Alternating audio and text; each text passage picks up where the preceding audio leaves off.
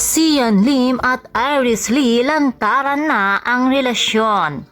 Usap-usapan ngayon sa social media ang mga larawan na kung saan ay magkasama ang kapuso actor na si Sian Lim at ang film producer na si Iris Lee.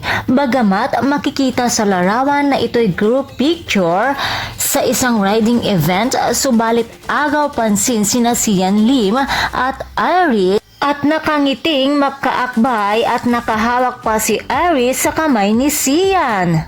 How sweet naman! Kabilang din sa grupo ang singer-actor na si J.K. Labajo. At bukod pa nga sa larawang iyon, may ibinahagi din si Iris Lee sa kanyang social media account na kung saan ay magkasamang muli sina Sian at Iris na may caption ito na "Spotted last night Sian Lim with Iris Lee and friend of Iris Lee."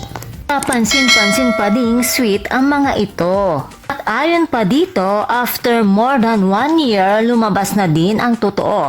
Mabuti na lang hiniwalayan niya si Kim, ang tagal ding niloko si Kim. Dagdag pa niya, time is the ultimate truth teller. Wow, nag-aral na magmotor para makasabay. Nagbigay naman ng samot-saring reaksyon ang mga netizens tungkol dito at ayon nga sa mga ito, tila hindi daw malamig ngayon ang Valentine's Day ni Sian dahil may kadate ito. Ayon naman sa iba, kung sa ganda lang naman ang pag-uusapan ay mas malayong maganda naman si Kim Chiu.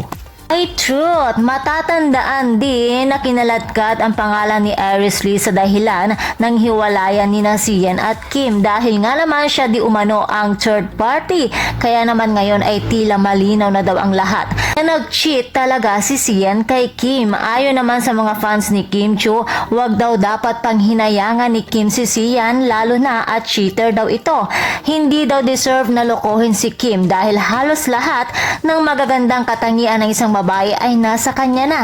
Kaya makakatagpo pa si Kim na mas sigit pa kay Sian at mas mamahalin siya ng totoo. Samantala, bet na bet pa din ng mga fans ni Kim Chiu si Paolo Avellino. Well mga chikadoras, hintayin na lamang natin kung kailan handang umibig muli si Kim Chiu.